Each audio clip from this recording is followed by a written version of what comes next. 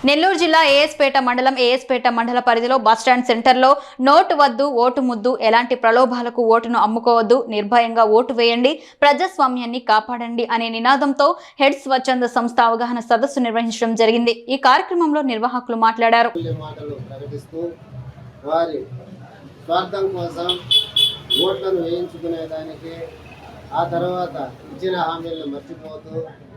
ప్రజాస్వామ్యాన్ని కూనీ చేస్తున్నారు। ప్రజలు త్వరలో 2024 ఏప్రిల్లో జరగబోయే సార్వత్రిక ఎన్నికల్లో ఓటు హక్కును సద్వినియోగం చేసుకోవాలి। డబ్బుకు ఓటును అమ్ముకోకుండా నిజాయితీపరులైన నాయకులకు, పనిచేసే నాయకులకు ఓటు వేసి గెలిపించాలని నేను కోరుకుంటున్నాను। హలో, నా పేరు వెలగపాటి వెంకటేశ్వరులు। నేను హెడ్స్ సంస్థ డైరెక్టర్ని।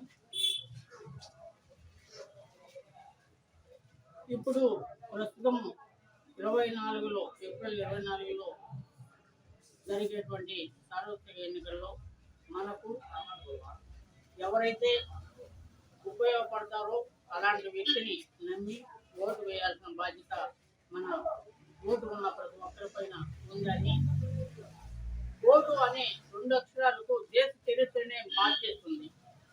కేంద్ర ప్రభుత్వం జనవరి 25ను జాతీయ ఓటర్ల దినోత్సవంగా ప్రకటించింది।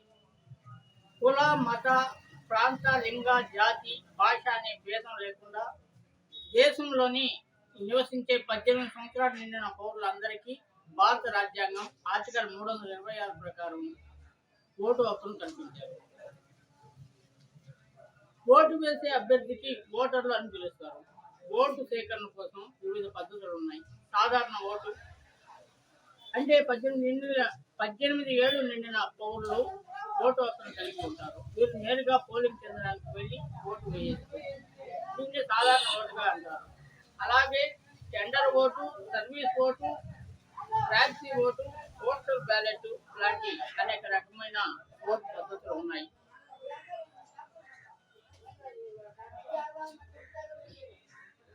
అలాగే మన ఓటును మరి ఒకరు మనము పోలింగ్ కేంద్రానికి వెళ్ళే లోపే ఎవరైనా ఓటు వేసి ఉంటే దానికి టెండర్ ఓటుగా మనము చేసుకోవచ్చు।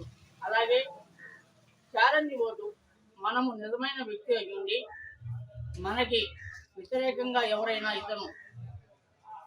అతను సరైన వ్యక్తి కాదు అని చెప్పి నేను అన్నప్పుడు దానికి మినిమం కొంత రుసుము చెల్లించి మనము ఛాలెంజింగ్ అనే ఓటుని మనము వినియోగించుకోవచ్చు।